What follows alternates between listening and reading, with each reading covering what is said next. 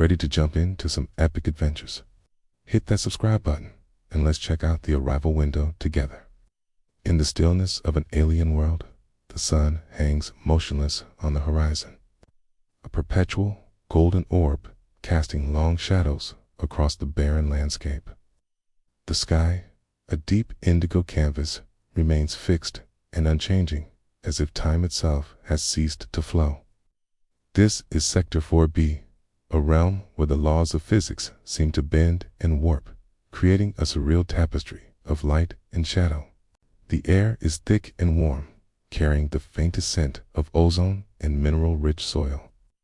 It envelops the small group of explorers as they emerge from their transport vessel, their footsteps muffled by the soft, powdery ground beneath them.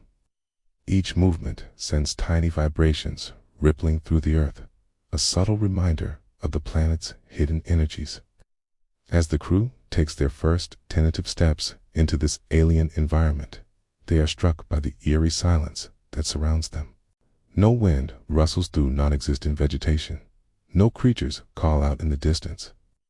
The only sound is the gentle hum of their life support systems and the soft crunch of their boots on the dusty surface. The team's leader, a seasoned veteran of countless expeditions, raises her wrist to check the chronometer embedded in her suit. Her brow furrows as she taps the device, confusion etching itself across her features. The digital display flickers and jumps, seconds repeating themselves in an endless loop, while minutes skip forward at random intervals. Time, it seems, is as unreliable here as the unmoving sun above. One by one, the other members of the crew notice the same phenomenon on their own devices. They exchange glances, a mixture of wonder and unease passing between them. In this place, even the most fundamental constants of their universe appear to be in flux. Despite the strangeness of their surroundings, a curious sense of calm begins to settle over the explorers. It's as if the very air around them is imbued with a tranquil energy, soothing their nerves and quieting their racing thoughts.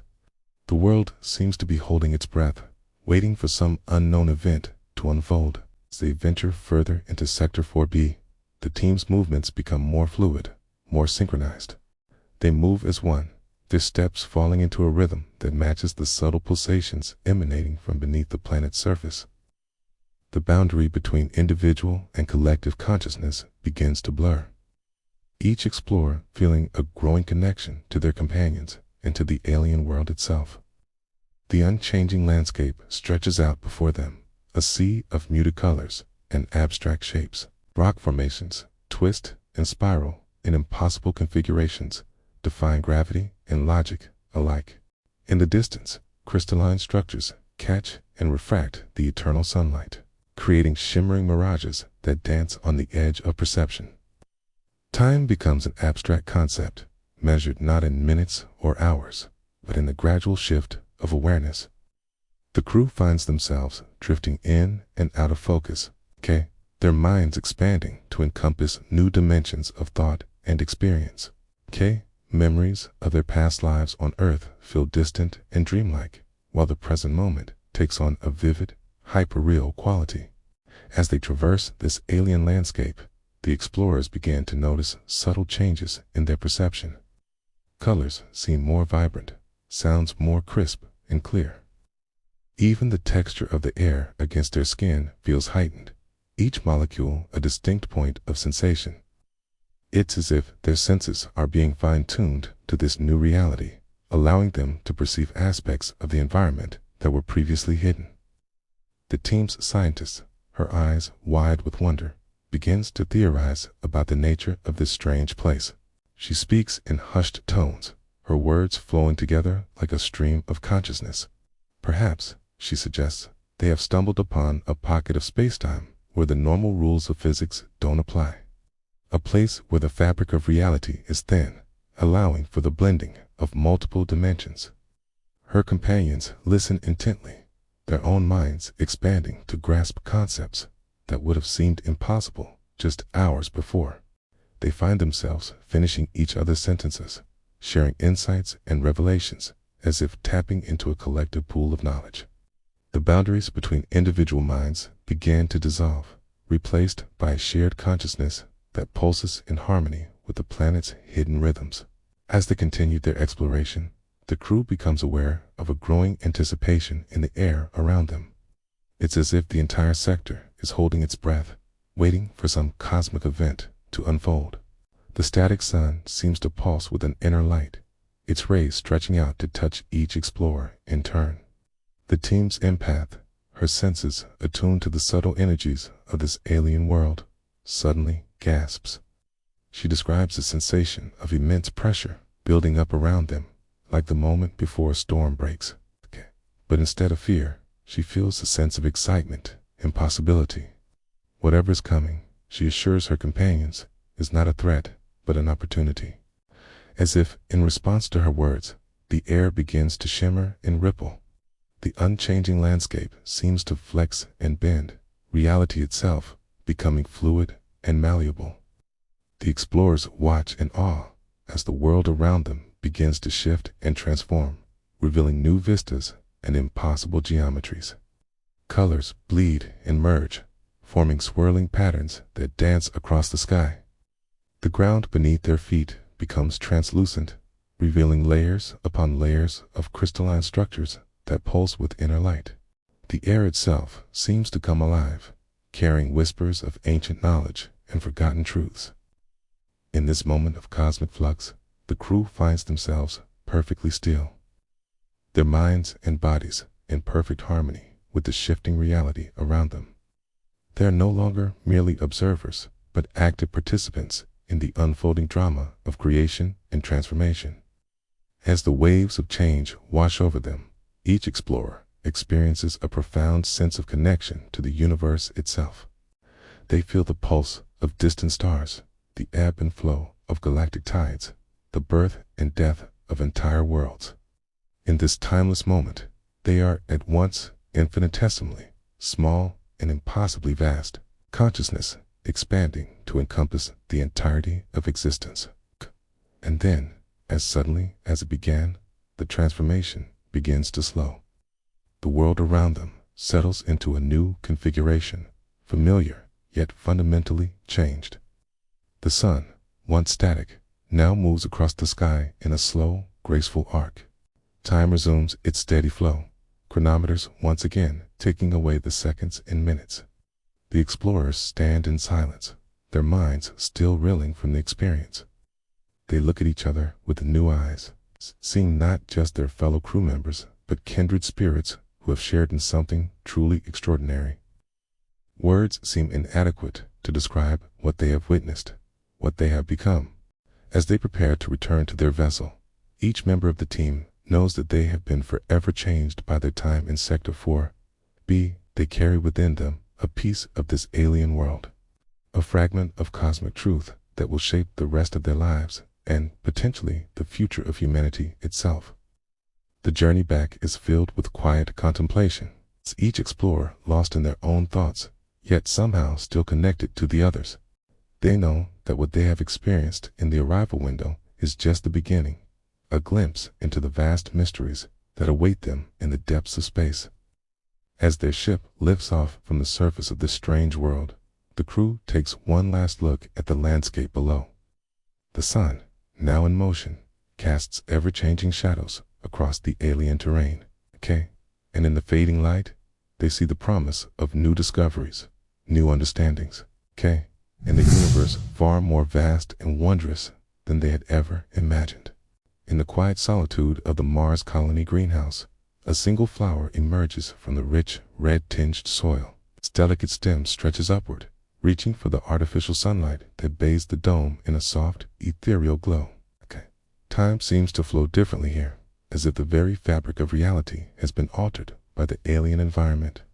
The bud unfurls, revealing petals of vibrant hues that would be at home in an Earth's garden. Yet, there's something uncanny about the speed at which it blossoms. What should take days occurs in mere minutes, a mesmerizing dance of growth that defies conventional understanding. As quickly as it bloomed, the flower begins to wilt. Its once vibrant petals fade, curling inward as if embracing the inevitability of decay. The stem bows, no longer able to support the weight of its dying beauty. In less time than it takes to draw a deep breath, the flower crumbles, returning to the soil from whence it came. This cycle of life and death, compressed into a span of minutes rather than months, repeats endlessly in the controlled environment of the greenhouse. Seeds from Earth, brought across the vast expanse of space, behave in ways that defy explanation. They sprout and grow as if someone has pressed fast forward on their biological clocks. Tomato plants surge upward, their vines twisting and curling around support structures in a frenzied race towards the ceiling. Leafy greens unfurl and spread their verdant canopies, only to wither and brown before colonists can pluck them for a salad. Even the hardiest of Earth's flora seem caught in this accelerated waltz with time. Amidst this botanical chaos stands colonist Myra, her eyes wide with wonder as she observes the rhythmic life-death cycles playing out before her. Where others might find the rapid aging unsettling, Myra discovers an unexpected serenity in the predictable unpredictability of it all. She spends hours in a greenhouse, watching as generations of plants live and die in the span of a single Earth day.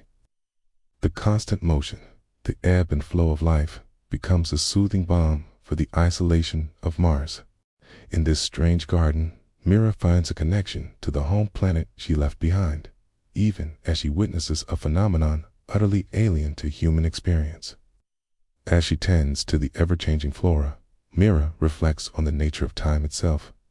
Here on Mars, in this bubble of accelerated existence, the familiar patterns of growth and decay take on new meaning. She wonders if this is how the universe might appear to a being that experiences time on a vastly different scale than humans.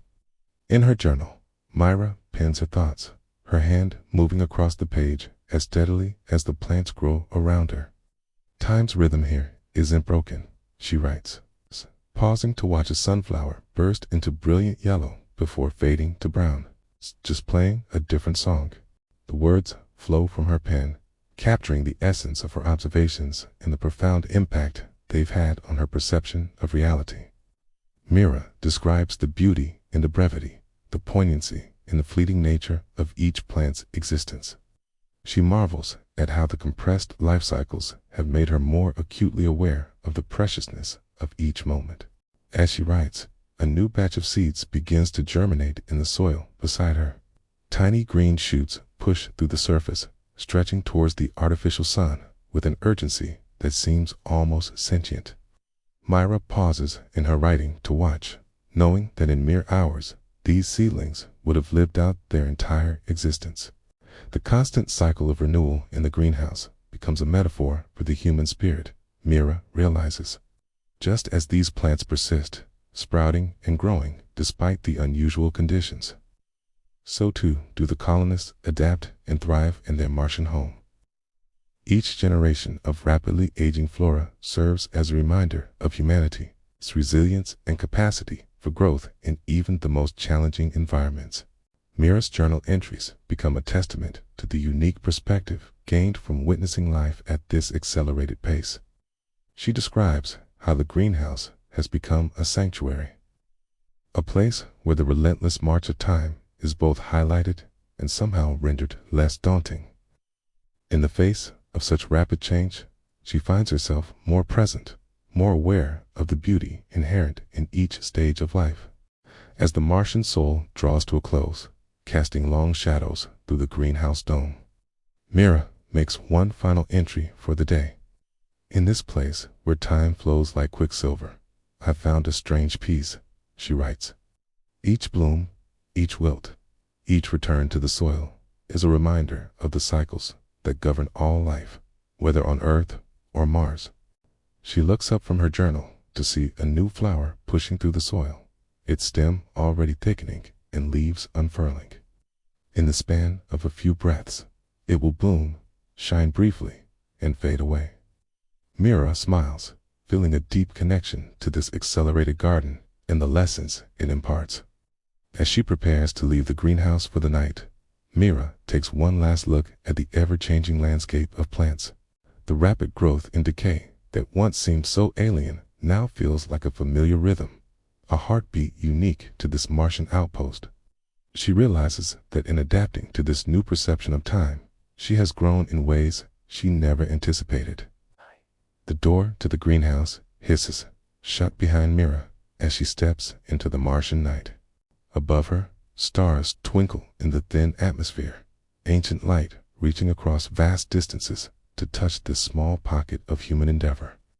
In the greenhouse behind her, life continues its frenzied dance, a reminder that even on this distant world, the fundamental patterns of existence persist.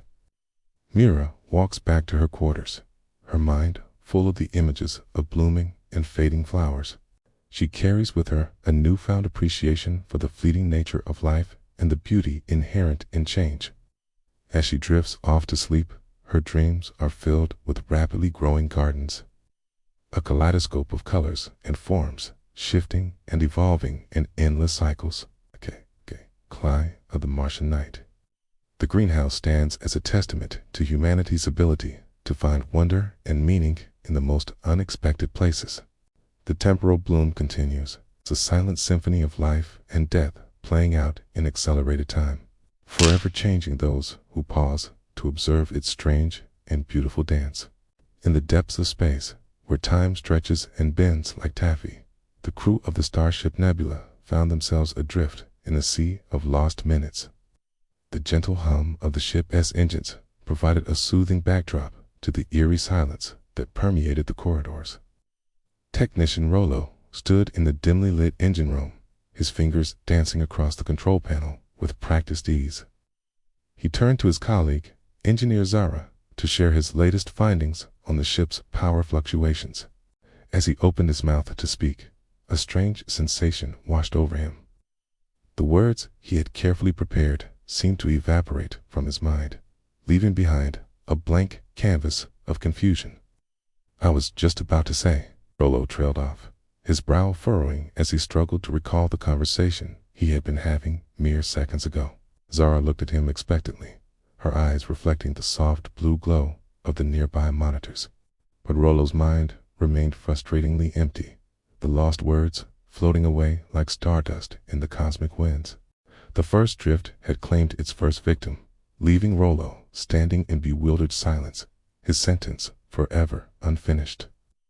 As the days passed, more crew members began to experience these unsettling lapses in memory and time. In the ship's cozy mess hall, Communications Officer Lena sat alone at a table, a steaming cup of chamomile tea cradled in her hands. As she inhaled the soothing aroma, allowing the warmth to seep into her fingers as she contemplated the strange occurrences that had been plaguing the nebula. Lena lifted the cup to her lips, ready to take a sip of the comforting brew. But as the liquid touched her tongue, she was startled to find it ice cold. Confused, she glanced at the clock on the wall, certain that only moments had passed since she had poured the freshly brewed tea. Yet the digital display showed that nearly an hour had elapsed. She looked around the room, searching for any sign that someone else had witnessed this inexplicable event. But the mess hall remained empty, save for the soft whir of the food synthesizers and the distant echo of footsteps in the corridor. Lena was left alone with her cold tea and the unsettling realization that time had slipped away without her notice. These phantom moments began to occur with increasing frequency throughout the ship. Objects would mysteriously relocate. Conversations would start and end without anyone remembering the middle. And entire sections of the day would vanish into the void of space. As the crew struggled to make sense of these temporal anomalies, they found themselves grappling with an even more disconcerting phenomena. Sleep, once a refuge from the stresses of their long journey, became a realm of paradoxes and confusion. Captain Ilara lay in her quarters, staring at the ceiling as she contemplated the day's events. Her eyelids grew heavy, and she allowed herself to drift off into what she hoped would be a restful slumber. In what felt like the blink of an eye, she was jolted awake by the sound of her alarm. Disoriented, she checked her chronometer, only to discover that 8 full hours had passed. And yet, as Ilara rose from her bed, she felt as though she had been dreaming for an eternity. Vivid landscapes and fantastical adventures swirled in her mind, memories of experiences that seemed to span lifetimes. She struggled to reconcile the brevity of her actual sleep with the vast expanse of time she felt she had traversed in her dreams. This duality of sleep became a shared experience among the crew. They would close their eyes for what seemed like mere seconds, only to awaken and find that entire shift rotations had come and gone. Conversely, they would lie awake for hours, tossing and turning, only to discover that barely any time had passed at all. The mind-slipping phenomenon left the crew in a constant state of temporal vertigo, never quite certain whether they were truly awake or still lost in the labyrinth of their dreams. As the days blurred together and the boundaries between reality and illusion grew increasingly hazy, an unexpected sense of calm began to settle over the nebula. Despite the confusion and uncertainty that plagued their waking hours, the crew found themselves enveloped in a cocoon of tranquility. Science Officer Kai stood at the observation deck, gazing out at the star-studded expanse before him. He should have been frantically analyzing data, searching for an explanation for the time anomalies that had befallen the ship. Instead, he found himself mesmerized by the slow dance of distant nebulae, their colors shifting and swirling in a hypnotic display. A part of Kai's mind recognized the strangeness of his reaction. He should be alarmed, worried about the potential dangers these temporal distortions posed to the ship and its mission. Yet, he couldn't summon the energy to feel anything but a deep, abiding peace. This uneasy comfort spread throughout the nebula like a gentle fog, softening the edges of their concerns and muffling the urgency of their predicament. Crew members who once would have argued fiercely over the proper course of action now engaged in quiet, contemplative discussions, their voices barely rising above a whisper. In the hydroponics bay, botanist Mira tended to her plants with a serene smile, bothered by the fact that some specimens seemed to grow years in the span of minutes, while others remained stubbornly frozen in time. She simply adjusted her care routine, adapting to the ebb and flow of this new, fluid reality. Even as the ship's systems began to show signs of strain, alarms blinking silently on unattended consoles, the crew moved through their days with an almost dreamlike quality. They performed their duties with care and precision, but without the frantic energy that had once driven their every action. In the medical bay, Dr. Soren found himself pondering the nature of time itself, as he tended to patients whose injuries seemed to heal and reappear at random intervals. He marveled at the beauty of the human body's ability to adapt, even in the face of such profound temporal disruption.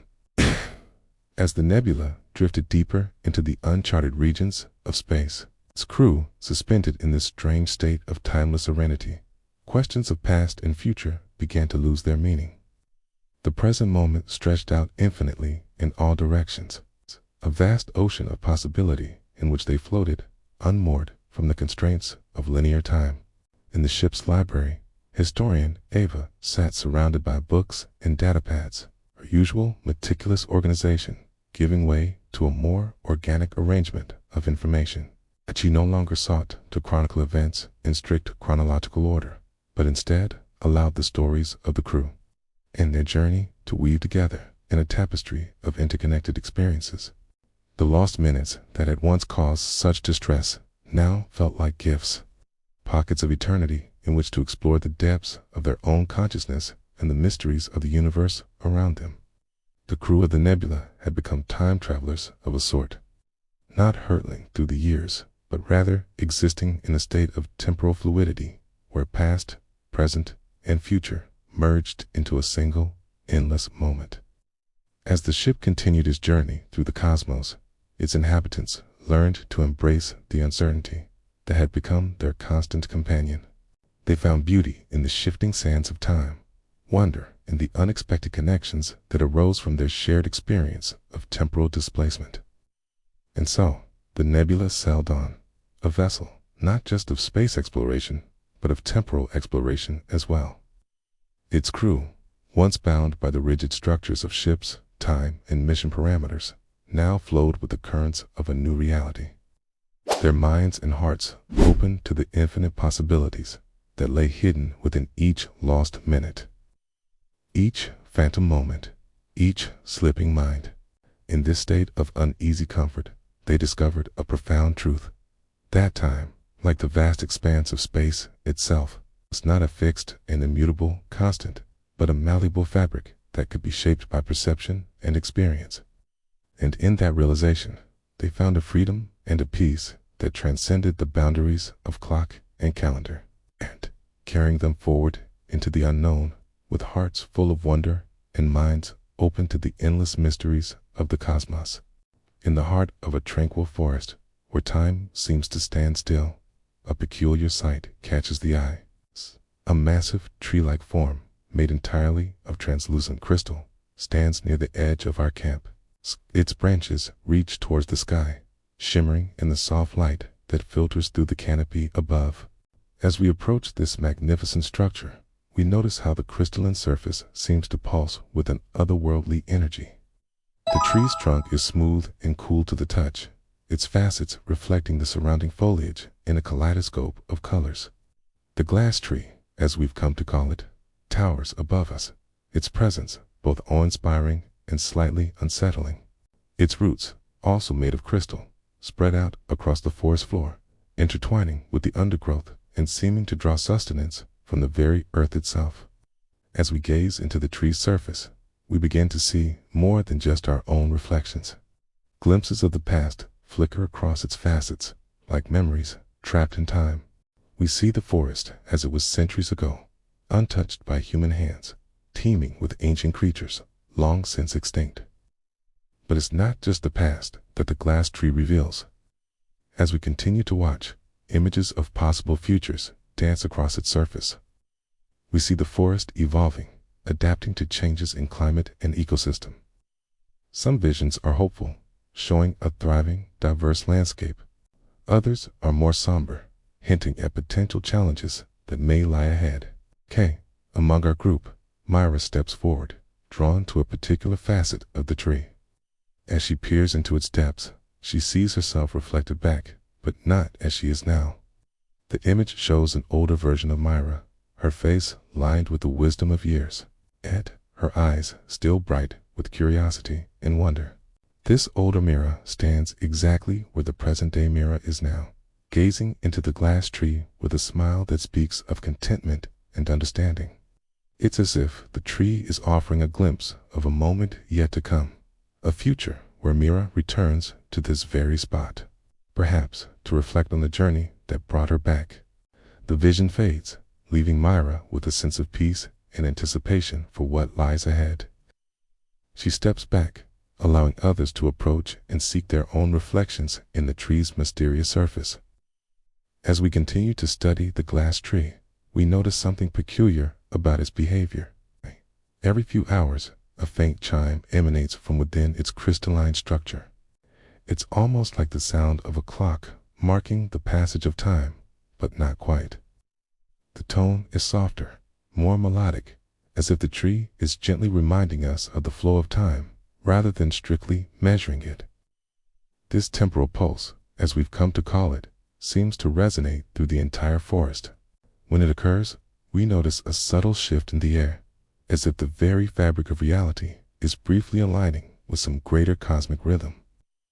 We set up instruments to record and analyze this phenomenon, hoping to understand its significance. Is the glass tree somehow connected to the flow of time itself? Or is it merely responding to some unseen force that permeates this unique forest? As night falls, the glass tree takes on an even more ethereal quality. The moonlight, filtering through its branches, creates a mesmerizing display of light and shadow on the forest floor. The tree's own inner luminescence becomes more pronounced, casting a soft, comforting glow around our camp. We gather around the tree, sharing stories and theories about its origin and purpose. Some believe it to be a natural formation, a rare crystalline growth that has somehow gained sentience over millennia. Others speculate that it might be an artifact left behind by an advanced civilization, perhaps even visitors from another world. As we discuss, the tree's temporal pulse chimes once more, its gentle tone seeming to encourage our curiosity and wonder. We fall silent, each lost in our own thoughts and the possibilities that the glass tree represents. In the quiet of the night, we begin to notice how the forest itself seems to respond to the tree's presence. The plants growing nearest to it appear more vibrant, their colors more intense. Small creatures are drawn to its base, as if seeking wisdom or comfort from this ancient, crystalline entity. We decide to set up a long-term observation post near the glass tree. Over the coming weeks and months, we hope to unravel more of its mysteries. Will we be able to decipher the meaning behind its temporal pulse? Can we learn to interpret the visions it shows us of past and future? As the first light of dawn breaks through the trees, we prepare for another day of exploration and discovery. The glass tree stands silent, its facets now reflecting the warm hues of sunrise. We know that each day spent in its presence will bring new insights and raise new questions. For now, we are content to simply be in the presence of this magnificent creation. The glass tree serves as a reminder of the wonders that still exist in our world, waiting to be discovered by those with open minds and curious hearts. As we settle into our daily routines, the gentle chime of the tree's temporal pulse becomes a comforting constant. It marks the rhythm of our days, a soothing reminder of the eternal flow of time and the interconnectedness of all things. We find ourselves growing more attuned to the subtle energies of the forest. The glass tree seems to be awakening something within us, a deeper awareness of the world around us and our place within it. As the sun climbs higher in the sky, we prepare for another day of study and contemplation. The glass tree stands tall and proud, its crystalline form a beacon of mystery and wonder in this enchanted forest. We are grateful for the opportunity to be here, to witness and learn from this extraordinary phenomenon. With each passing day, we feel ourselves becoming more a part of this place, own stories intertwining with the ancient tale of the glass tree. And as we continue our exploration, we remain open to the wisdom and revelations that this magnificent creation has yet to share. In the quiet stillness of a world suspended between reality and dream, a peculiar phenomenon unfolds. The missing week, a time that slipped through the cracks of our collective consciousness, leaving behind a trail of confusion and uncertainty. As the first rays of sunlight pierce through the haze, people across the globe begin to stir. Eyes flutter open, minds slowly coming into focus. Something is amiss. The memories that greet them are fragmented, distorted, as if viewed through a kaleidoscope of time. A woman in Tokyo remembers a week filled with cherry blossoms and laughter, yet her calendar insists it's still winter. A man in New York recalls days spent in solitude. His phone is filled with messages from friends he doesn't remember meeting. In a small village in Africa, an elder speaks of rains that never came, while the earth beneath his feet is damp with recent showers. The collective amnesia spreads like a gentle fog, enveloping minds in a soft blanket of confusion. No two stories align, no two experiences match. It's as if each person has lived through a different version of the same week. Their memories as unique as fingerprints left on the glass of time. In the halls of power, in the corridors of science, a frantic search begins. Surveillance cameras are checked, logs are scrutinized, but where there should be a continuous flow of data, there is only static. The digital footprints of an entire week have vanished, leaving behind ghostly gaps in the fabric of recorded history. Security footage shows people entering buildings on a Monday, only to emerge the following Monday, with no trace of the days in between. Traffic cameras capture cars disappearing into the mist of one day, reappearing a week later as if no time had passed. The logs of countless systems worldwide all skip ahead, their records punctuated by inexplicable stretches of white noise and scrambled data. As the world grapples with this unprecedented erasure, a more insidious effect begins to manifest. Some individuals report feeling ... different, not in the way one feels after a restful vacation or a period of illness, but in a more fundamental, unsettling manner. A teenager in Brazil looks in the mirror and sees faint lines that weren't there before, a silvery strand amidst his dark hair. An athlete in Germany finds her muscles aching with a fatigue that goes beyond mere physical exertion. In India, a middle-aged man suddenly struggles to read without glasses, his vision having deteriorated overnight. It's as if their bodies have continued to age while their minds remained frozen in time. This temporal illness affects people seemingly at random, crossing boundaries of age, gender, and geography. Medical professionals are baffled, unable to explain how a week could leave such profound physical changes without corresponding memories. Yet, despite the mounting evidence of something profoundly wrong, there is no panic. No mass hysteria sweeps through the streets. No frenzied crowds demand answers. Instead, a strange calm settles over humanity, a quiet resignation that feels almost ... familiar. People go about their daily lives, adapting to the new reality with an ease that defies explanation. They discuss the missing week over coffee, speculate about its cause during lunch breaks. But there's an underlying acceptance that borders on expectation. In a small coastal town, fishermen set out to sea, their nets ready to catch the day's bounty. They speak of the lost time in hushed tones, but their hands remain steady, their routines unchanged. A teacher in a bustling city begins her class, acknowledging the gap in their collective memory before smoothly transitioning into the day's lesson. This strange drift, this gentle denial of the extraordinary, becomes the new normal. It's as if deep within the human psyche, there was always a space reserved for this very occurrence, a quiet corner of the mind prepared for the impossible. As days turn into weeks, and weeks into months, the mystery of the missing week remains unsolved. Theories abound, ranging from the scientific to the supernatural, but none can fully explain the shared experience of a billion minds. Some speak of alien interventions, of time slips and parallel universes. Others propose more grounded explanations, mass hallucinations, global computer glitches, or even elaborate government experiments. Yet each theory falls short, unable to encompass the full scope of what has transpired. In the end, it is the very ordinariness of life's continuation that proves most extraordinary. Humanity, faced with an inexplicable rupture in the fabric of reality, chooses to weave it into the tapestry of everyday existence. Children are born who will never know a world without the mystery of the missing week. Relationships form and dissolve, careers rise and fall, all against the backdrop of this shared enigma. The lost time becomes a point of reference, a common thread in the stories we tell. It was 2 years after the week, someone might say, or I met her just before the gap. These phrases enter the lexicon, becoming as natural as discussing the weather or the passing of seasons.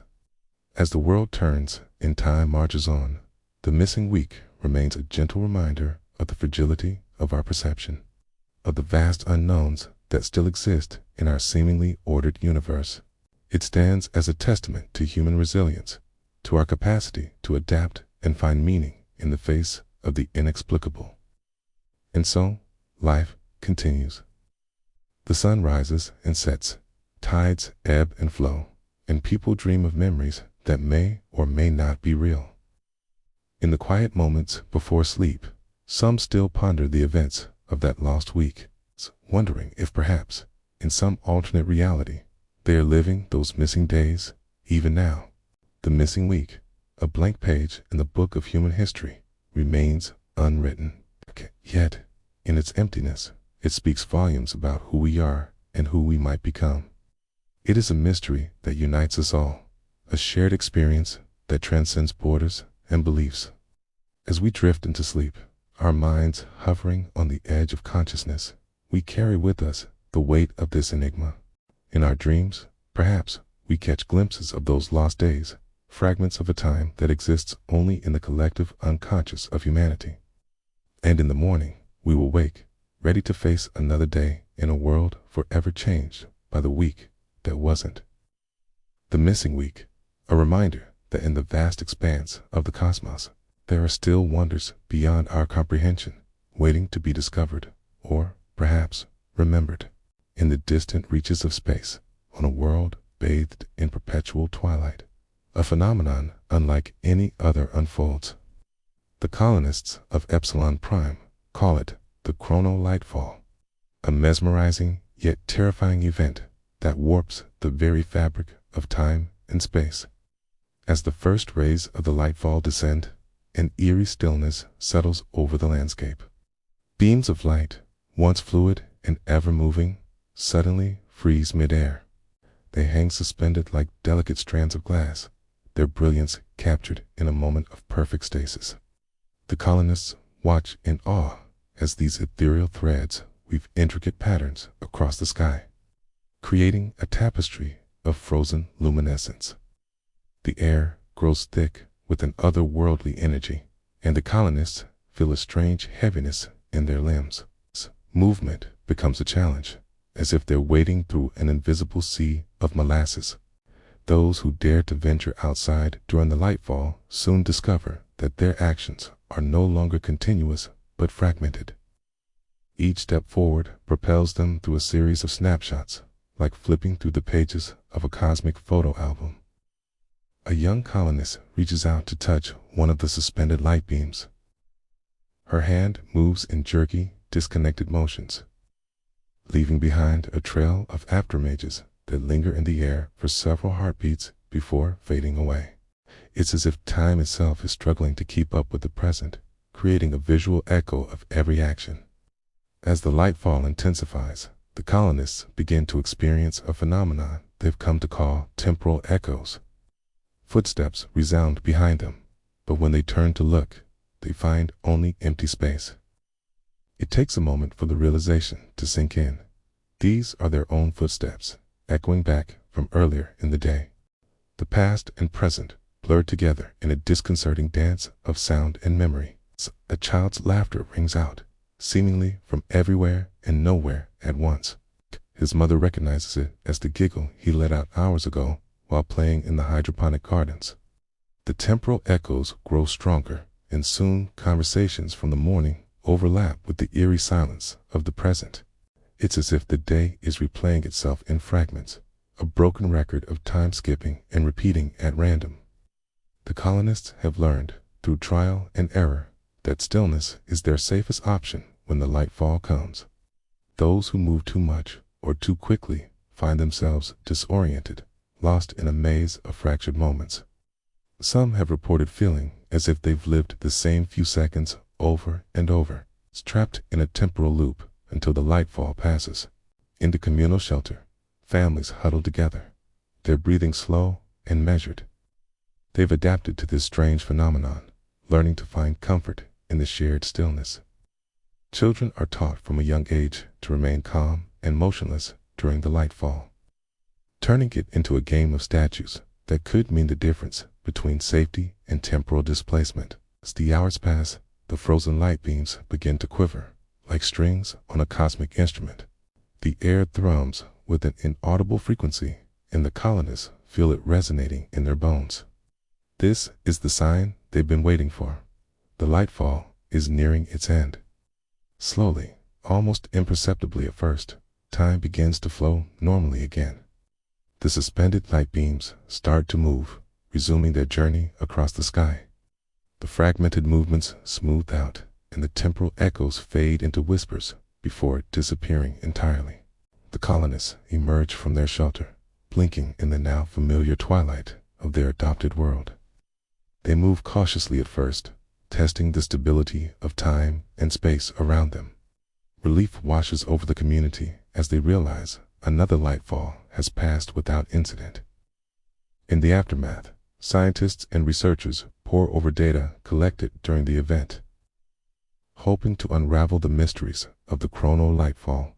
They theorize about localized time dilation, quantum entanglement on a massive scale, in the intersection of dimensions. But for now, these are just theories, attempts to explain the inexplicable. The colonists of Epsilon Prime have learned to live with the rhythm of the lightfall, adapting their lives to its strange cadence. They've found beauty in the frozen light and wonder in the fragmented moments. And as they look up at the ever-twilight sky, they can't help but feel a sense of awe at the cosmic dance they've become a part of. As night falls, or what passes for night on this world of perpetual dusk, the colonists gather to share stories of their experiences during the lightfall. Each telling is unique, a personal journey through a landscape where time loses all meaning. Some speak of the fear they felt when first witnessing the phenomenon, while others describe a sense of peace that washed over them as they stood motionless, surrounded by frozen light. An elder of the colony, her face etched with the lines of countless lightfalls, speaks of the first time they encountered the event. None of them were prepared for the way it would reshape their understanding of reality. She recalls the panic, the confusion, and the eventual acceptance that came with realizing their new home held wonders beyond their wildest imaginations. As the stories wind down, a hush falls over the gathering. In the distance, a faint shimmer appears on the horizon, the first hint of another lightfall approaching. The colonists exchanged knowing glances, a mix of anticipation and resignation in their eyes. They begin their preparations, moving with the practiced ease of those who have faced the extraordinary and made it part of their ordinary. Children are ushered inside, their questions answered with patient explanations and reassurances. The adults secure loose items, saying that even the slightest movement during the lightfall can have unpredictable consequences. Scientists ready their instruments, eager to gather more data in their endless quest to understand this cosmic phenomenon. As the first frozen beams of light appear in the sky, the colonists of Epsilon Prime settle into their shelters. They breathe deeply, centering themselves for the temporal journey ahead. In this moment of anticipation, there is a shared thought that passes unspoken through the community, that, for all its dangers and mysteries, the Chronal lightfall has given them a unique perspective on the universe and their place within it. The light intensifies, and time begins to fragment once more. The colonists close their eyes, letting the stillness wash over them. In this world of frozen moments and temporal echoes, they have found a new kind of home, one that challenges their perceptions and expands their understanding of what it means to exist in the vast, wondrous tapestry of the cosmos. And so, as another lightfall begins, the colonists of Epsilon Prime embrace the strange, beautiful reality they've come to call their own. In the suspended light and fractured time, they find not just survival, but a deeper connection to the mysteries of the universe, a reminder that even in the farthest reaches of space, there are still wonders waiting to be discovered. In the soft glow of an alien twilight, the clockless camp stands as a testament to human adaptability. Time, once a rigid construct, now flows like water through the fingers of the colonists. The familiar tick-tock of Earth's timepieces has faded into memory, replaced by the subtle rhythms of this new world.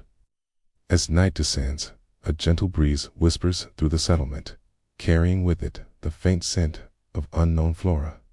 The colonists have learned to attune themselves to these natural cues, marking the passage of time not by hours and minutes, but by the ebb and flow of their surroundings. Mira, a young botanist, kneels by the edge of the camp, her hands, calloused from months of exploration, carefully stack small, smooth stones. This is her ritual, a physical representation of time's passage. Each stone tells a story, a day lived, a challenge overcome. The can grows slowly, a silent sentinel watching over the camp. In the distance, a low hum begins to rise. It's not mechanical, but organic, the sound of nocturnal creatures awakening. The colonists have come to associate this hum with the onset of their rest period. Bodies, once trained to sleep at designated hours, now respond to the planet's own circadian rhythm. As the hum intensifies, colonists begin to retreat to their shelters. There's no rush, no alarm to heed. Some linger, gazing at unfamiliar constellations, while others engage in quiet conversation. Sleep will come when it's needed, not when dictated by an arbitrary schedule. Inside her shelter, Dr. Elena Vasquez reviews her notes on the colony's adaptation. Her tablet, once synced to Earth time, now displays only a blank screen.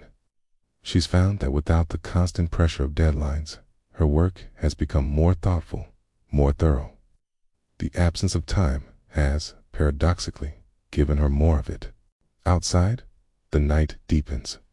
The bioluminescent plants that dot the landscape begin to glow, casting a soft, ethereal light across the camp. It's a sight that never fails to inspire awe among the colonists, a reminder of the beauty and mystery of their new home. In the communal area, a small group has gathered, sit in comfortable silence, some meditating, others simply enjoying the company. There's no need for words, said. They've developed a shared understanding that transcends language. The rhythm of their breathing synchronizes unconsciously, a living metronome marking the passage of time. As the night progresses, colonists drift off to sleep at their own pace. Some retire early, while others remain awake, driven by the ebb and flow of their own energy. There's no judgment, no expectation of conformity. Each individual's needs are respected and accommodated. In her shelter, Myra lies awake, her mind filled with the day's discoveries.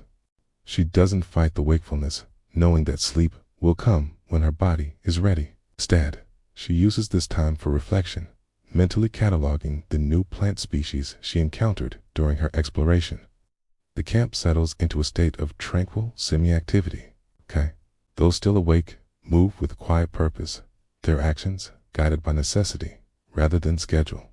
A technician performs maintenance on the solar panels, taking advantage of the cooler night air. A geologist examines rock samples, losing track of time in the fascinating patterns etched within. As the planet's smaller moon rises, casting a pale blue light across the landscape, the last of the wakeful colonists begin to feel the pull of sleep. They don't resist, allowing their bodies to guide them into rest. Titus, the transition is smooth, natural, unforced. In the medical bay, Dr. Vasquez makes one final round before retiring. She's noticed a marked improvement in the overall health of the colonists since they abandoned Earth time. Stress levels have decreased, sleep quality has improved, and even minor ailments seem to resolve more quickly. The human body, she muses, is remarkably adaptable when given the chance to find its own rhythm.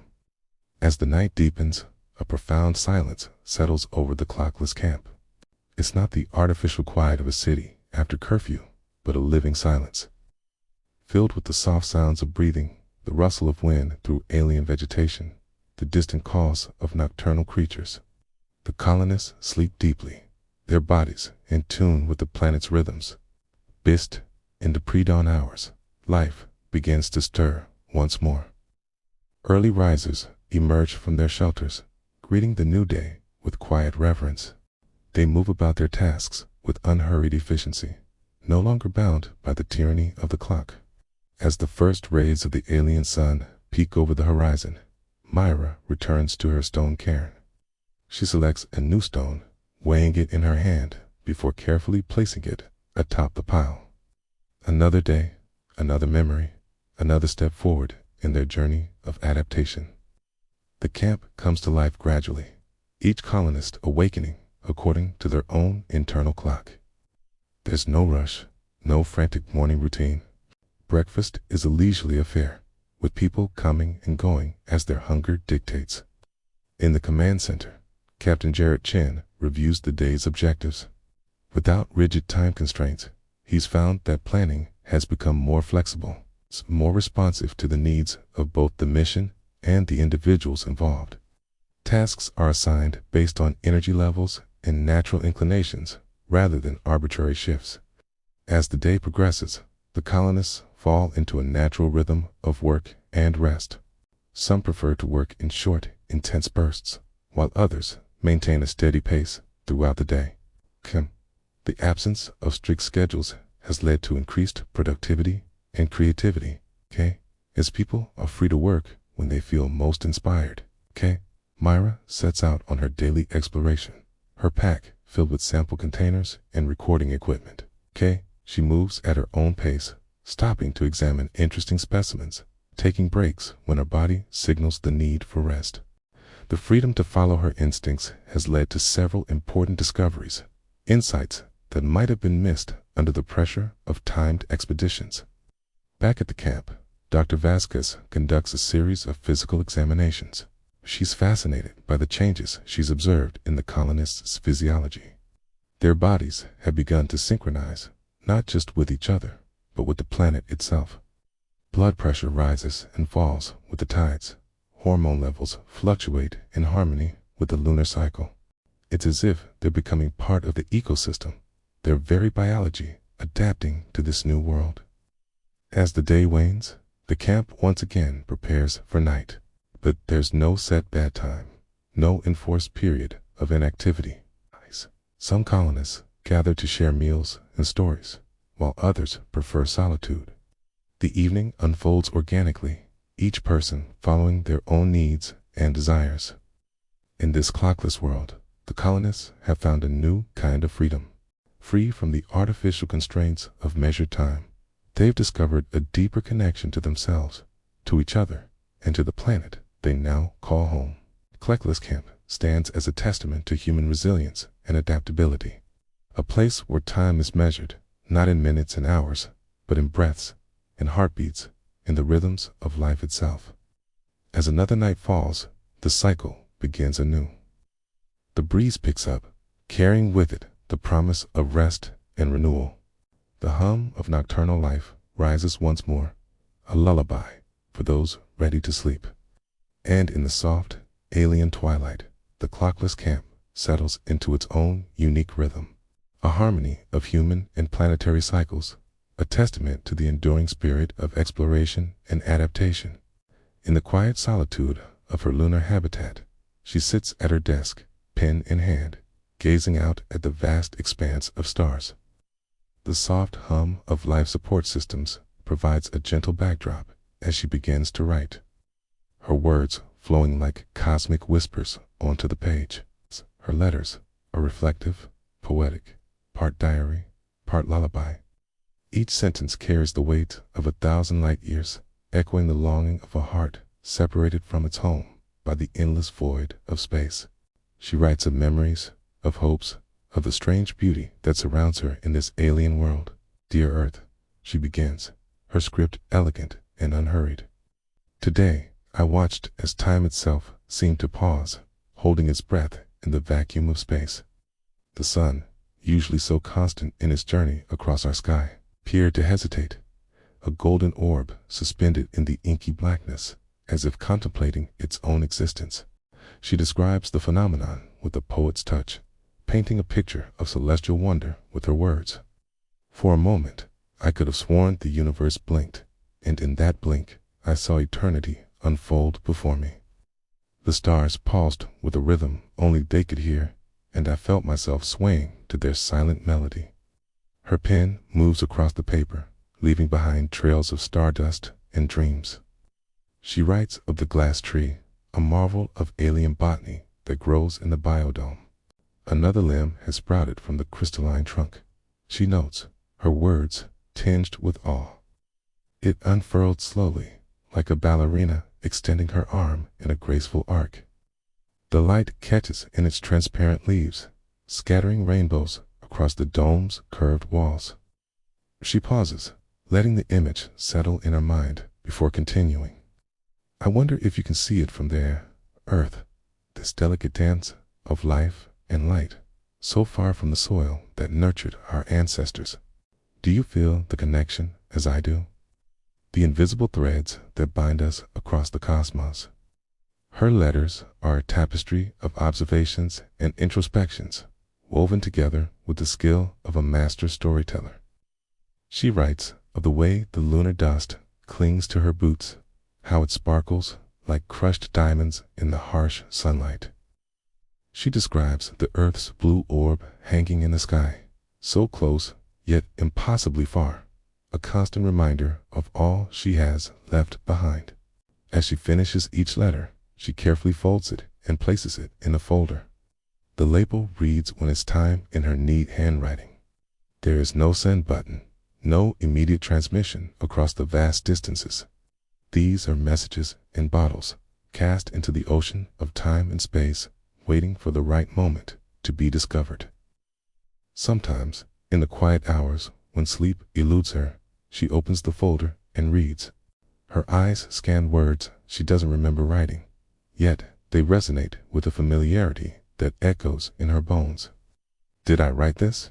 She wonders, tracing her fingers over the lines. Or did some future version of myself reach back through time, leaving breadcrumbs for me to follow? One such letter catches her attention tonight. It speaks of a dream, vivid and surreal. I saw the earth bloom, she reads aloud, her voice barely above a whisper.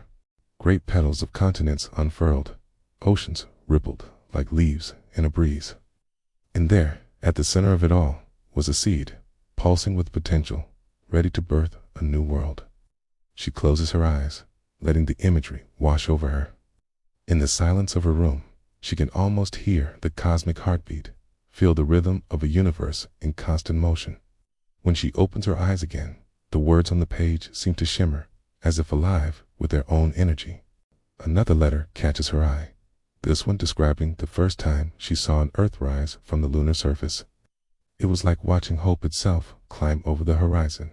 She reads, all the blues and greens of home, wrapped in swirling white clouds. I felt so small, yet so connected to everything. In that moment, I understood why we came here, why we reach for the stars. She runs her fingers over the paper, feeling the slight indentations where her pen had pressed. Each letter is a piece of herself, left behind for who?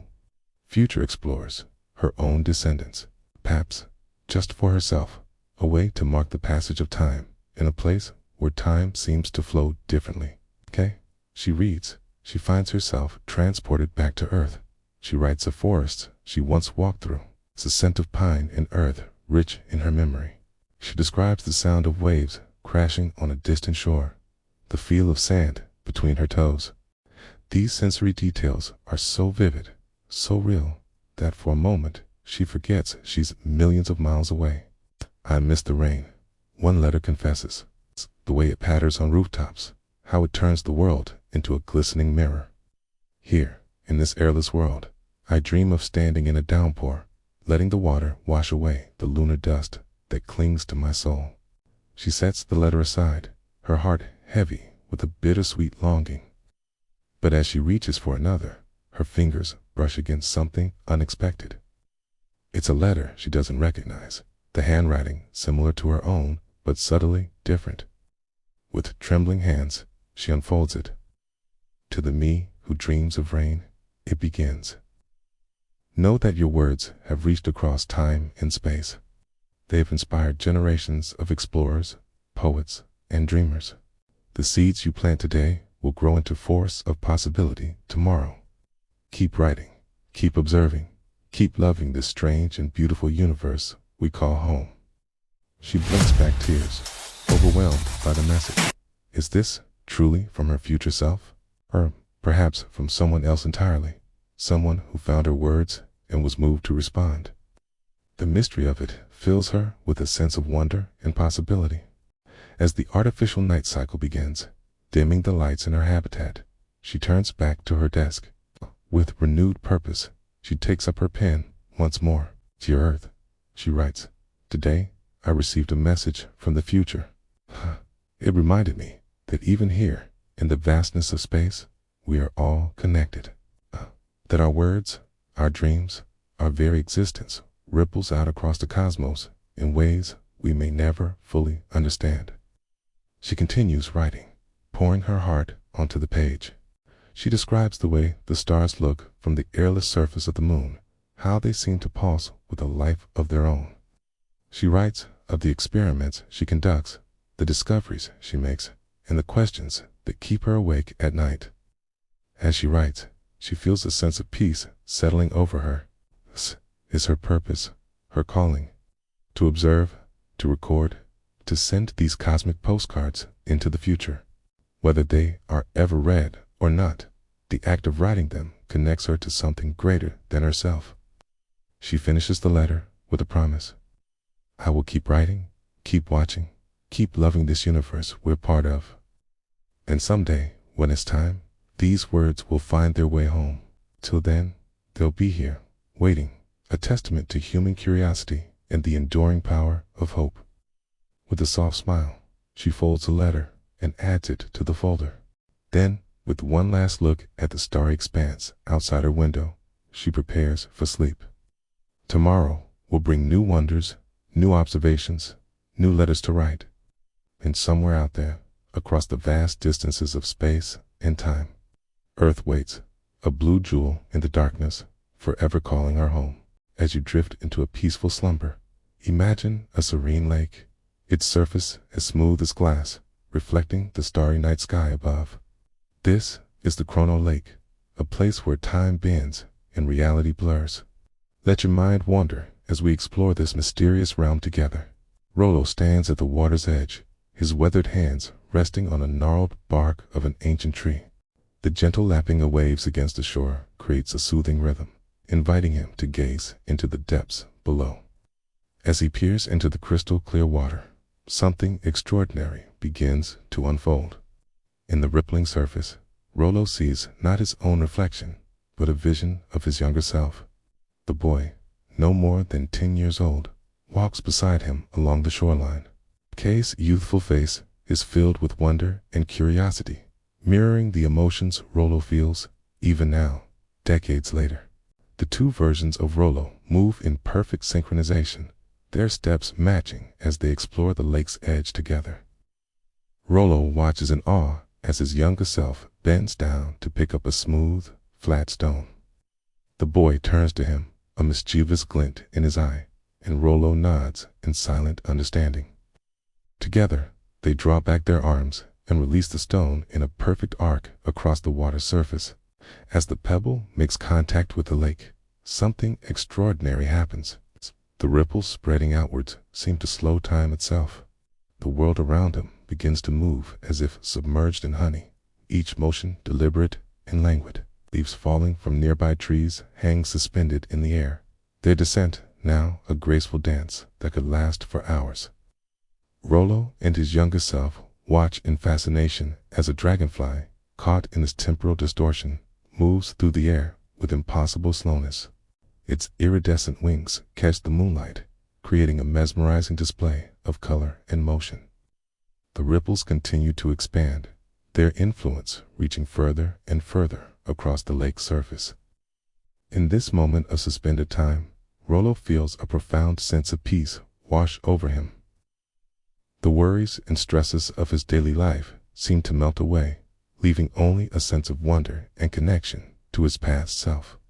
He realizes that the Chronal Lake is more than just a body of water. It's a gateway to memories and moments long forgotten. As the ripples finally reach the far shore, time gradually returns to its normal flow. The leaves complete their journey to the ground, and the dragonfly zips away into the night. Rollo's younger self fades from view, leaving him alone once more at the water's edge. But the feeling of connection lingers, a warm glow in his heart. On the opposite shore, a figure emerges from the shadows of the surrounding forest. Mira, a frequent visitor to the Chronal Lake, approaches the water with reverence. Her bare feet sink into the cool sand as she kneels at the lake's edge, her long hair cascading around her face like a veil. Myra leans forward, her lips almost touching the water's surface. In a voice barely above a whisper, she begins to speak. Her words are soft and melodic, carried across the lake by a gentle breeze. To an outside observer, it might appear that she's talking to herself, but Myra knows better. Her words ripple across the water. Myra waits patiently, The lake seems to absorb her thoughts, her hopes, and her fears. Then, after what feels like an eternity, but could be mere seconds, she hears it. A response, her own voice, slightly distorted and echoing as if from a great distance, replies to her whispered confessions. This delayed conversation with her reflection is more than just an echo. The lake seems to possess a wisdom of its own, offering insights and perspectives that Mira hadn't considered. She engages in this surreal dialogue, finding comfort and guidance in the words that return to her across the water's surface. As Mira continues her whispered exchange, the world around her begins to shift and change. The boundaries between reality and imagination blur, creating a dreamlike landscape that defies logic. Trees on the distant shore seem to sway and dance, their branches reaching towards the sky in impossible patterns. The stars above multiply and swirl, forming constellations that tell ancient stories in a language only the lake understands. Yet in this realm of illogic and wonder, Mira finds an unexpected sense of peace. The usual anxieties and doubts that plague her mind seem to dissolve, replaced by a profound acceptance of the unknown. She realizes that here, at the Chronal Lake, the normal rules of time and space don't apply. And in that realization, she finds freedom. Mira closes her eyes, allowing the gentle lapping of the water to guide her into a meditative state. She becomes aware of every sensation: the cool sand beneath her knees, the soft breeze caressing her skin, the faint scent of pine and wildflowers carried on the air. In this moment of perfect stillness, she feels more alive than ever before. As the night deepens, both Rollo and Mira find themselves drawn to the center of the lake. Without consciously deciding to do so, they begin to wade into the water. It's neither warm nor cold, but seems to adapt to their body temperature instantly. They move deeper, feeling weightless and unburdened. When they reach the middle of the lake, Rollo and Mira find themselves face to face, though neither is surprised by the other's presence. They exchange a knowing smile, recognizing in each other fellow travelers in this strange and beautiful realm. No words are needed. The Chronal Lake speaks for them, its gentle waves carrying unspoken understanding between them. Together, they float on their backs, gazing up at the ever-changing sky above. The stars seem to pulse with life, each one a window into another time, another possibility. Rollo sees glimpses of his past, childhood memories, long-forgotten friends, moments of joy and sorrow that shaped him into who he is today. Mira, on the other hand, catches fleeting visions of potential futures, paths not yet taken, but full of promise and adventure. As they drift, suspended between past and future, Rollo and Mira feel a profound sense of connection, not just to each other, but to the very fabric of time itself. The Chronal Lake has become more than just a place of wonder. It's a sanctuary where the burdens of linear time can be set aside, if only for a while. The night wears on, but here in the embrace of the Chronal Lake, such concepts seem meaningless. Rollo and Mira continue to float, their minds and spirits intertwined with the timeless wisdom of the water. They know that eventually they must return to the shore and to their everyday lives. But for now, they allow themselves to be fully present in this moment of perfect peace and infinite possibility. As the first light of dawn begins to paint the sky, Rollo and Mira slowly make their way back to the shore. Their feet touch the sand, and they feel the gentle pull of the world beyond the lake. But something has changed within them. They carry with them a piece of the Chronal Lake's magic, a reminder that time is fluid, memories are precious, and the present moment is a gift to be cherished. They part ways without a word, each heading back to their respective lives. But as they walk, they can still hear the whisper of the lake, its gentle waves carrying echoes of forgotten pasts and unknown futures. And they know, with absolute certainty, that they will return to the Chronal Lake again and again, seeking its wisdom, its wonder, and its timeless embrace. In the depths of space, where time loses meaning and dreams intertwine. A group of colonists found themselves sharing visions of unimaginable beauty. Night after night, they were transported to vast halls of crystal, their minds wandering through corridors that seemed to stretch into infinity. The walls shimmered with an otherworldly light, refracting and reflecting in mesmerizing patterns that defied comprehension. As they slept, their consciousness drifted beyond the confines of their physical forms, exploring endless fields of blinking stars. Each pinpoint of light pulsed with a rhythm all its own, yet somehow in perfect harmony with the others.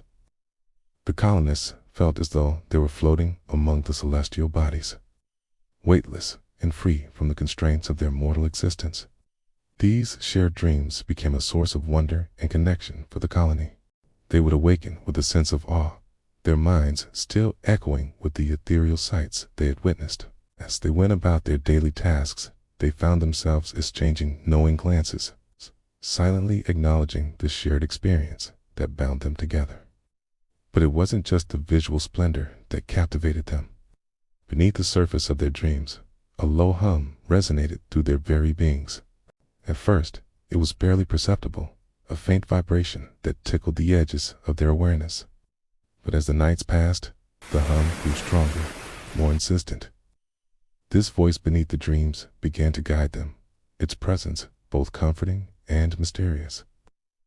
It spoke without words, communicating through feelings and impressions that seemed to bypass language entirely. The colonists found themselves instinctively understanding complex concepts and ancient wisdom that had eluded them in their waking hours. The hum became a constant companion, a thread of continuity that wove through their shared visions. It led them through labyrinths of thought and emotion, revealing hidden truths about themselves and the universe around them. Some described it as a cosmic lullaby, soothing their fears and doubts as they explored the vastness of their collective unconscious. As the colony delved deeper into this phenomenon, they began to suspect that there was more to their new home than met the eye. The planet itself seemed to pulse with a subtle energy, mirroring the rhythm they experienced in their dreams. They noticed patterns in the landscape that echoed the crystalline structures of their visions, and the local flora seemed to sway in time with an unheard melody. The idea took root among them. What if the world itself was sentient? What if the planet's very essence was reaching out to them, seeking connection and understanding?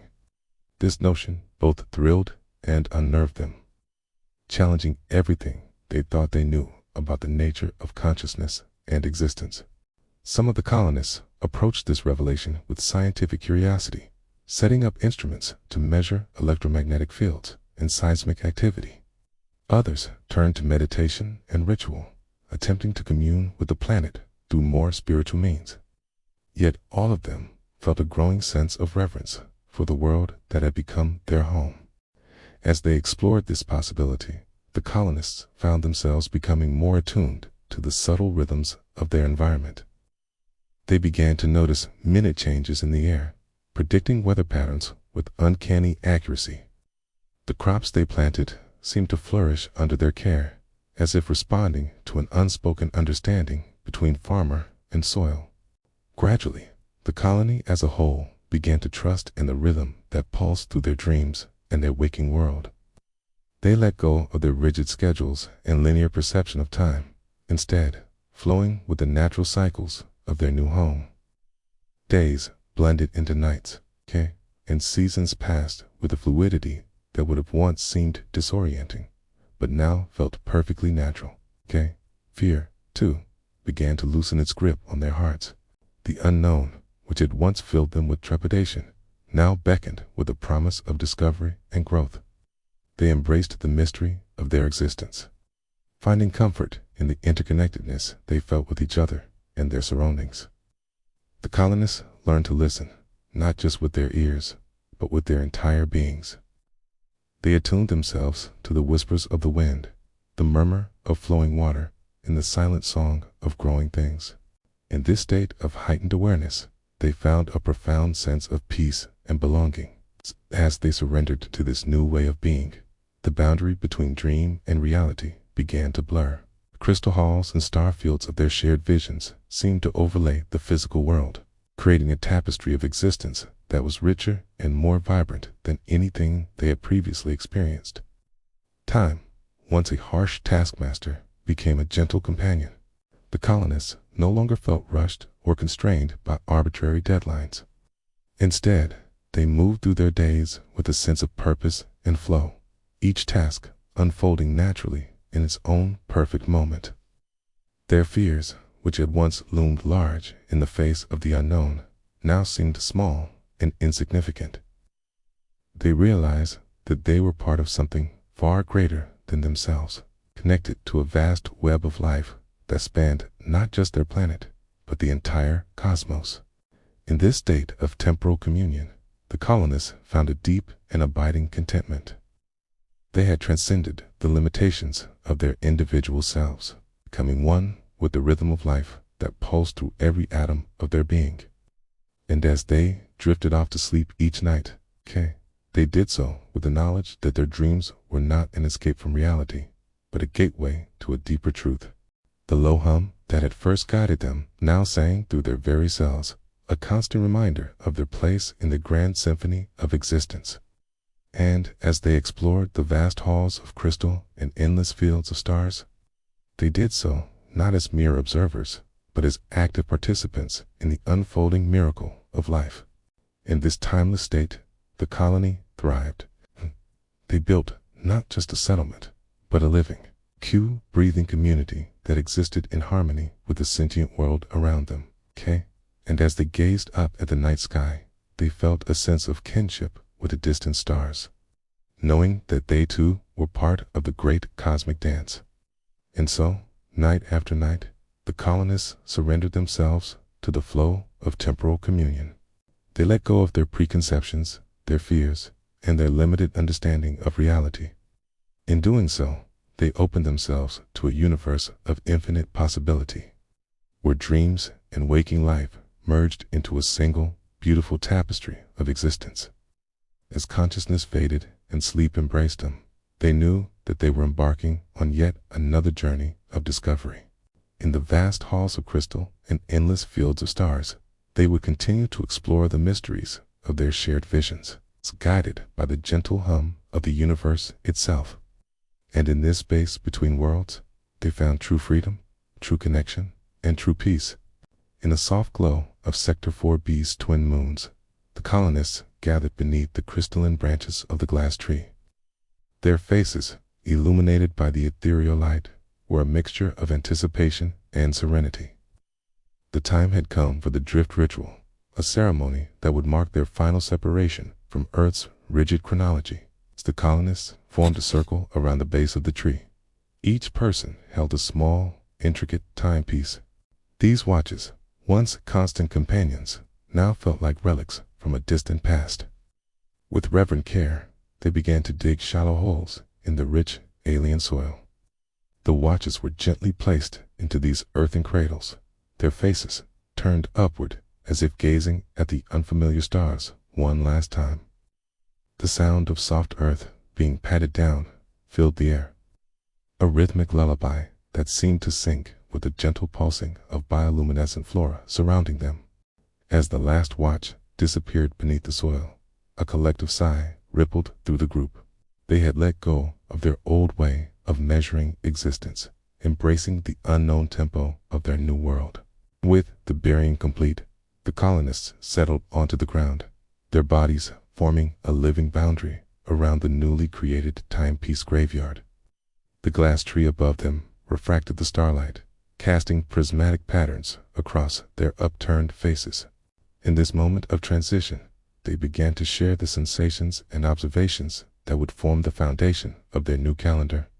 One colonist, her eyes closed in concentration, spoke of the way the air felt different when the largest moon reached its zenith. A tingling sensation that danced across the skin, sparkle skin day, she murmured, and the others nodded in agreement, feeling the rightness of the name. Another described the deep indigo that washed over the sky just before the rising of the smallest sun, a color so rich it seemed to seep into one's very being. "Indigo's a morning," he offered, his voice barely above a whisper.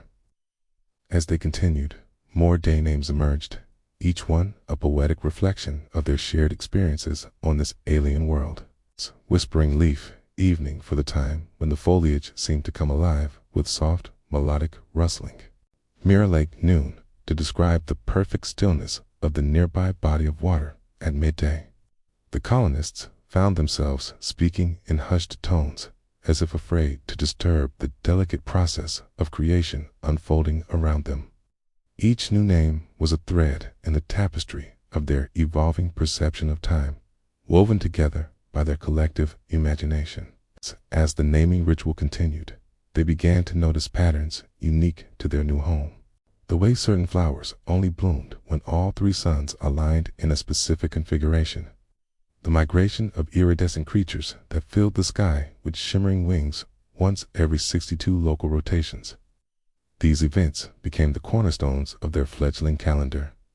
One colonist, and former astronomer, suggested using the complex dance of the planet's multiple moons to track longer periods.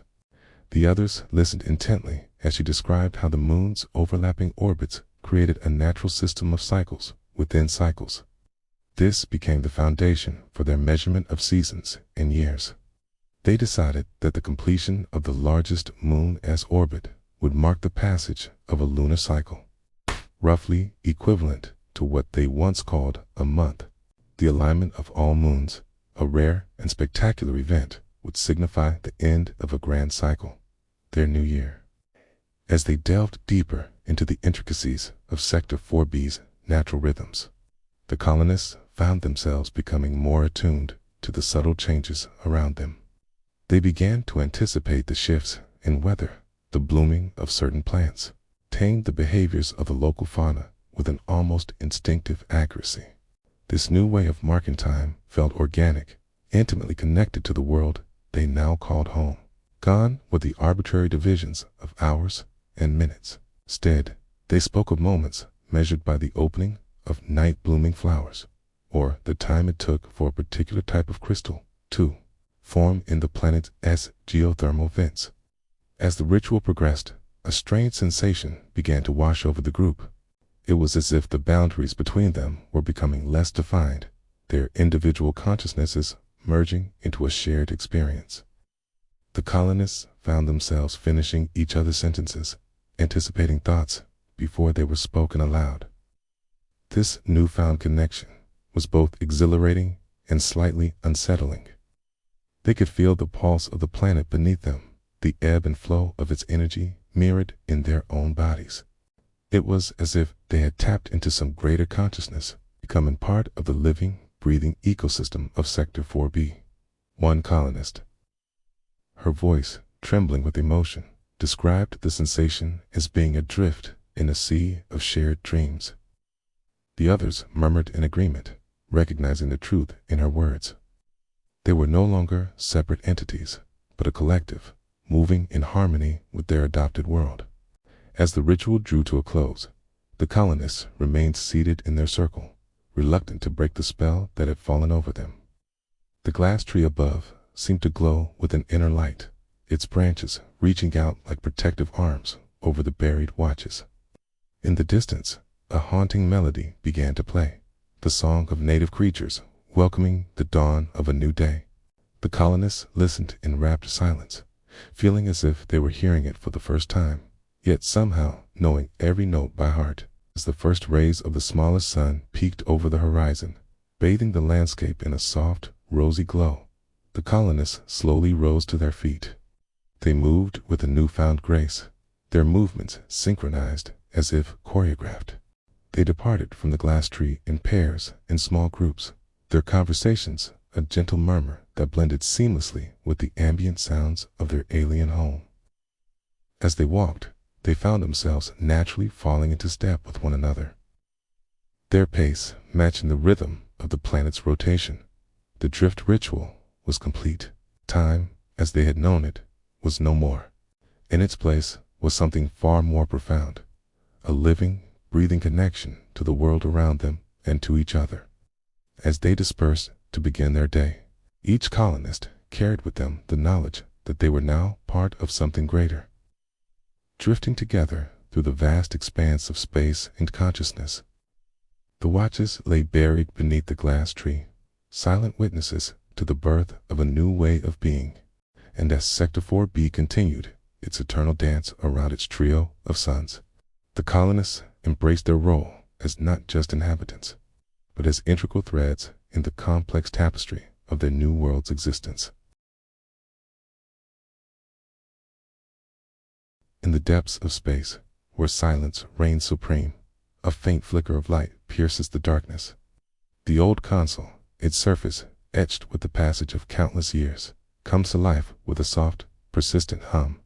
Static crackles across the screen, a dance of black and white pixels that slowly coalesce into a message. Status request blinks rhythmically, a gentle pulse in the quiet chamber.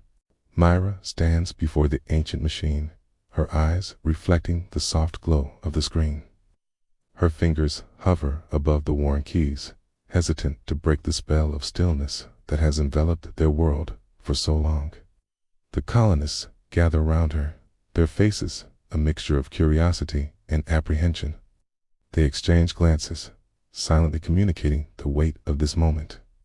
Time has become a fluid concept in their isolated haven. The chronometers that once dictated their lives have long since fallen silent, their digital displays faded to darkness.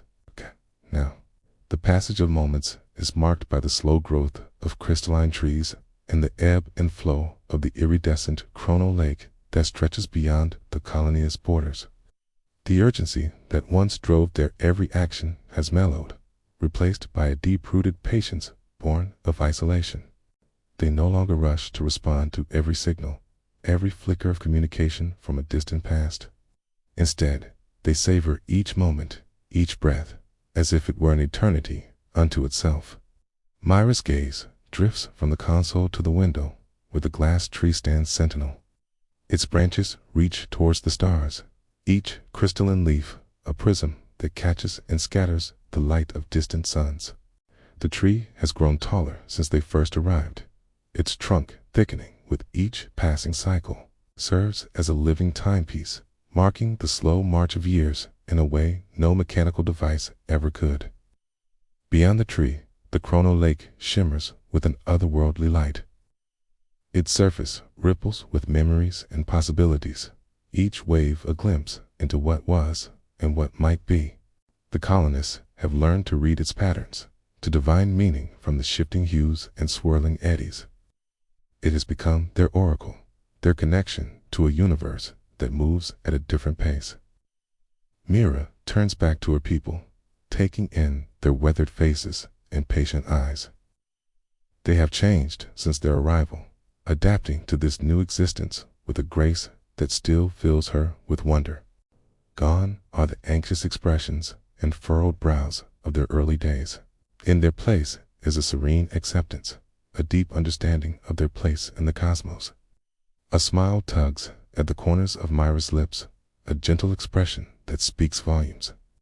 It is a smile of contentment, of peace hard-won through years of uncertainty and struggle. It is a smile that says, "We are home." With deliberate movements, Myra settles herself before the console. Her fingers dance across the keys, composing a message that will traverse the vast emptiness of space. The words flow from her, a testament to their journey and the life they have built here. "We are still here," she types, each letter appearing on the screen with a soft glow. "But we no longer count time the way you do." The message continues, a lyrical description of their world and the changes they have undergone. Myra speaks of the glass tree and its slow, majestic growth. She describes the Chronal lake and the wisdom they have gleaned from its shifting surface. She tells of the peace they have found in this place, so far from where they began. As she types, the colonists gather closer, their presence a comforting warmth at her back. They offer suggestions, memories, and observations, each contributing to the tapestry of words that will represent them to the distant stars. The message grows, a living thing that captures the essence of their existence. It speaks of the way they have learned to measure time, not in minutes or hours, but in the blooming of crystal flowers in the cycles of binary stars. It tells of the patience they have cultivated, the deep appreciation for each moment that comes from knowing that time is both infinite and precious. Mira pauses, her fingers hovering above the keys. She turns to her people, seeking their approval, their agreement that this message truly represents who they have become. Nods and soft murmurs of assent ripple through the group. With a final smile, she adds the closing lines. We send this message not as a call for rescue or a plea for contact, but as a testament to our journey. We have found our place in the universe, a home among the stars. Our time flows differently now, measured in breaths and heartbeats, the slow dance of celestial bodies, and the growth of our crystal world. We are at peace. With a gentle press of a key, the message is sent, streaming out into the cosmos on waves of light and energy. The console falls silent once more, the screen fading to a soft, pulsing glow. The colonists stand in silence, united in this moment of connection with their distant past, as they turn away from the console, returning to the rhythms of their daily lives. The glass tree outside seems to shimmer with new vitality. Its branches reach higher, as if straining to follow the path of their message into the stars. The Chronal lake ripples with new patterns, reflecting the infinite possibilities that lie ahead. Myra lingers for a moment, her hand resting on the old console. She whispers a quiet thank you to the machine that has stood vigil for so long, waiting patiently for this moment of connection. Then she too turns away, ready to embrace whatever the future may bring. The chamber falls into silence once more, broken only by the soft footsteps of the colonists as they disperse. The console's glow fades, but a sense of anticipation remains, a quiet excitement for what might come next in their timeless existence. As the last echoes of movement fade away, a gentle voice speaks into the silence, addressing unseen listeners across the vast expanse of space and time. I know that you may have fallen asleep as you listened to our tale. We hope that in your dreams you found a moment of peace, a glimpse of the serenity we have discovered here among the stars. If our story has touched you, if it has brought you comfort in the quiet hours of the night, we invite you to join us again. Subscribe and let us guide you through more sleepy contents, more journeys into the realms of peaceful slumber. I hope you're drifting off to dreamland. Don't forget to hit that subscribe button for more cozy content. Until next time, may your dreams be as amazing as the universe.